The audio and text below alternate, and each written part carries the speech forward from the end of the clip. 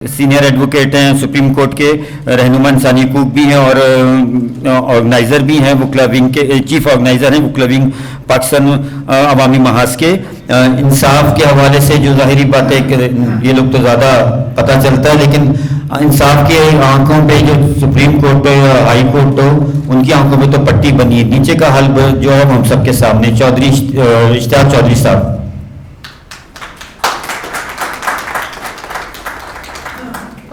بسم اللہ الرحمن الرحیم.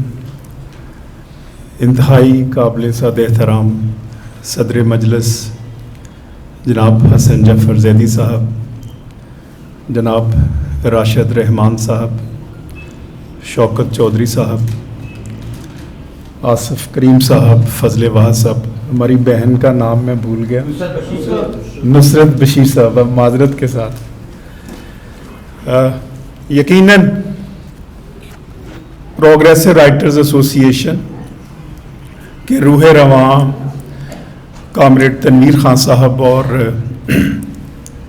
جوید آفتاب صاحب مبارکباد کے مستحق ہیں کہ انہوں نے آج کی شام اہل فکر النظر احباب کو یہاں پہ جمع کیا اور یہ خوبصورت حسین شام حسن ناصر کے نام کی. آج 13 نومبر 2022 ہے. وقت کی سوئیوں کو ذرا تصور میں لائیں اور اگر ہم پیچھے کی طرف گھمائیں اور 62 سال پیچھے چلے جائیں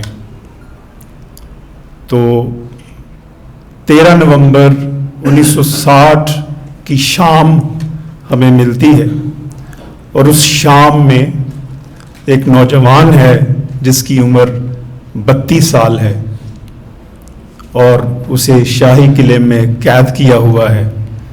اس کے اوپر ظلم و ستم کے پہاڑ توڑے جا رہے ہیں, تشدد ہو رہا ہے, مارا جا رہا ہے, اور اس 32 سال کے نوجوان کا نام حسن ناصر ہے.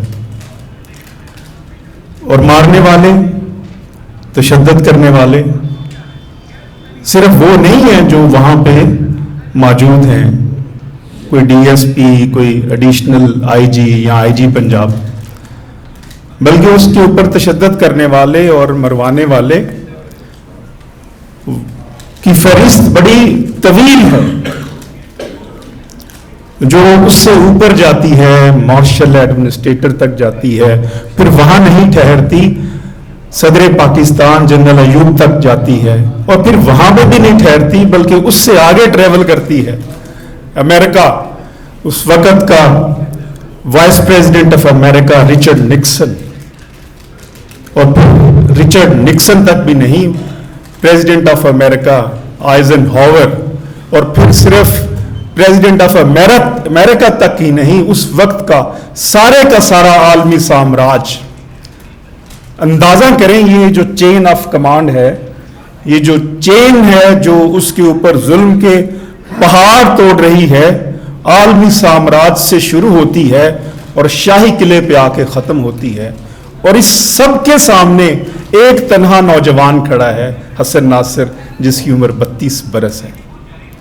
اور یہ سارے کے سارے president of America Eisenhower ہو, وائس پریزیڈنٹ رچرڈ نکسن ہو, صدر ایوب ہو, مارشل ایڈمنسٹریٹر ہو, سب کے سب تاریخ کی کتابوں میں گم ہو گئے, اور حسن ناصر آج بھی زندہ ہے, ہمارے سامنے ہے, اور ہم اس کی یاد منا رہے ہیں.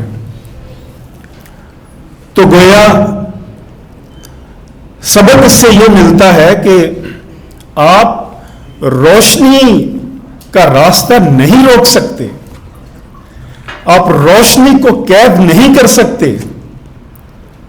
وقتی طور پہ ہو سکتا ہے کہ آپ نے شاہی قلعے میں اس کو اس زندان میں قید کر کے, اس اندھیری کال کوٹری میں قید کر کے یہ سمجھ لیا ہو کہ اب جو انقلاب کی روشنی ہے یہ یہاں پہ ختم ہو گئی ہے, لیکن ایسا نہیں ہوتا, اور وہ روشنی آج بھی روز روشن کی طرح عیاں ہے.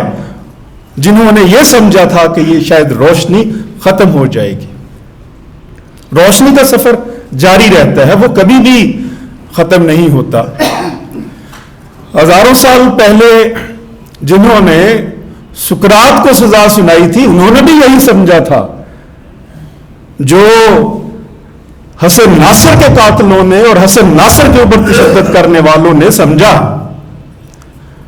सुकरात को भी यही कहा गया और उसके बारे में उनका यह ख्याल था, जो 280 जजेस थे जिन्होंने डेथ पेनल्टी के ऊपर साइन किए, और सुकरात को कहा कि तुम जहर का प्याला पियो, और समझा कि शायद सुकरात मर गया है। लेकिन देखें वक्त और तारीख क्या बताती है कि सुकरात आज भी जिंदा है, और वो 280 जजेस जिन्होंने सुकरात को सजा सुनाई थी, उनमें से किसी एक का भी कोई नाम नहीं लेता, किसी एक का भी किसी को इल्म नहीं है कि वो कौन थे। तो मैं समझता हूं हसन नासर 1960 का सुकरात था, और सुकरात है। अब गौर करें तो लगता यूं है कि हकीकतन ये सुकरात की मुख्तलिफ सूरतें हैं जो बदल बदल के आती हैं सोसाइटीज में, जो हजारों साल से हमें देखने को मिलती हैं और हमें मुतासर करती हैं। ये वो सूरतें हैं।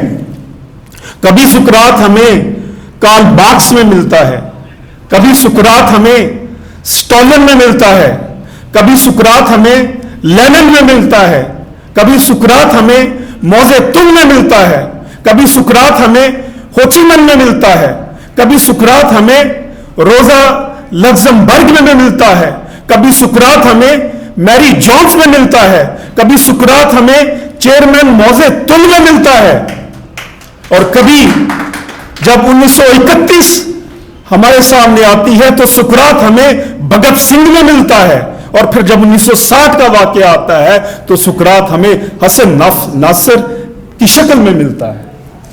ये सुकरात की क्या कसूर था? सुकरात, कोई कह सकता है कि इश्तियाक साहब ने हसन नासर को सुकरात कह दिया, तो क्या दलील है इसकी? वकील हूं, दलील से बात करूंगा और बताता हूं कि सुकरात का कसूर वही था जो हसन नासर का था। क्या चार्जशीट थी जो सुकरात के ऊपर जो पढ़ के सुनाई गई, सुकरात को जो फर्द जुर्म सुकरात के ऊपर लगाई गई, उसमें 2 इल्जामात थे। कहा कि तुम नौजवानों को गुमराह करते हो क्योंकि सच्चाई की तालीम देते हो, इनकलाब, दूसरे लफ्जों में इनकलाब पढ़ाते हो, और नौजवान तुम्हारी बातों से गुमराह होते हैं। इल्जाम नंबर 1। दूसरा इल्जाम कहा गया सुकरात को कि तुम उन देवताओं को मानने से इनकार करते हो जिन देवताओं को सारा शहर मानता है, उन आकाओं का इनकार करते हो जिन आकाओं को सारे शहर वाले मानते हैं। हसन नासर पे आ जाएं, यही 2 इल्जाम नजर आएंगे। पहला इल्जाम कि तुम नौजवानों को इनकलाब का सबक पढ़ाते हो और गुमराह करते हो। दूसरा, हम अमेरिका देवता को मानते हैं और आप क्यों नहीं मानते? आप नहीं मानते, वही इल्जाम सुकरात का। हम तो अमेरिकी देवता के आगे सरबसजूद हैं, हमने तो इस तरह बिछे हुए हैं जिस तरह ये कारपेट बिछा हुआ है, और 75 साल से बिछे हुए हैं अमेरिका बहादुर के आगे, साम्राज्य के आगे। और हसन नासर का कसूर यह था कि मैं उसको नहीं मानता। तो गोया ये सुकरात और सच्चाई का सफर ये जारी और सारी रहता है और ये नहीं रुकता। आप खुशबू को कैद नहीं कर सकते, खुशबू ने अपनी मौजूदगी का पता देना होता है। बात को खत्म करते हुए, क्योंकि वक्त कम है और दूसरे दोस्त अहबाब ने भी बातचीत करनी है, आज और एक फाइनल मैसेज जो देना चाहूंगा आज की इस तकरीब के हवाले से, कि हम यहां से कुछ लेके उठें आज जब अब पाकिस्तान के हालात को हम देखते हैं, गुर्बत है, महंगाई है, करप्शन है, लूटमार है, मनी लॉन्ड्रिंग है, तो सबको देखकर मैं ये समझता हूं कि आज फिर पाकिस्तान को एक सुकरात की जरूरत है, एक मौजे तुंग की जरूरत है, एक लेनिन की जरूरत है, एक स्टालिन की जरूरत है, एक होचिमन की जरूरत है, एक हसन नासर की जरूरत है। ये इनके बस की बात नहीं है, इन जागीरदारों के बस की बात नहीं है, और इन इस्तेसाली सरमायादारों के बस की बात नहीं है, जो मुल्क को एक फैक्ट्री के तौर पर चलाना चाहते हैं। यहां का इस्तेसाली सरमायादार समझता है कि मुल्क एक फैक्ट्री है, जिस तरह मैं एक फैक्ट्री को चलाता हूं मैं उस तरह मुल्क को चलाऊंगा। यहां का जागीरदार यह समझता है कि मुल्क मेरी जागीर है, मैं जिस तरह मैं चाहूंगा इस मुल्क को चलाऊंगा। जिसकी बेटी गरीब हारी की बेटी है उसकी वो इज्जत को पमाल करता है, उससे कोई पूछता नहीं है। और ये क्यादत जो पर्चियां निकाल के आलमी साम्राज्य का सामना करती है, बराक ओबामा से जब नवाज शरीफ की मुलाकात हुई इतनी हिम्मत नहीं है कि वो बात कर सके और जेब से पर्चियां निकाल रहा है। ये 2 टके के सियासतदान पाकिस्तानी अवाम को समझना चाहिए, ये आलमी साम्राज्य का मुकाबला करने की हिम्मत नहीं रखती। जिसकी ग्लोबल कैपिटलिज्म का सामना करते हुए जिसकी टांगें कांपने लगती हो, उसमें यह जुर्रत नहीं कि वो आलमी साम्राज्य का सामना कर सके। आज पाकिस्तान को 1947 जैसी एक तहरीक की जरूरत है। अगर पाकिस्तान बनाने की वो तहरीक थी तो आज पाकिस्तान को मुकम्मल करने की तहरीक की जरूरत है। अगर वो तहरीक पाकिस्तान की तबीर की तहरीक थी तो आज पाकिस्तान की तकमील की जरूरत है। अगर वो तहरीक कायद आज़म की शक्ल में उस वक्त के साम्राज्य के साथ मुफाहमत की तहरीक थी तो आज एक इनकलाबी तहरीक की जरूरत है।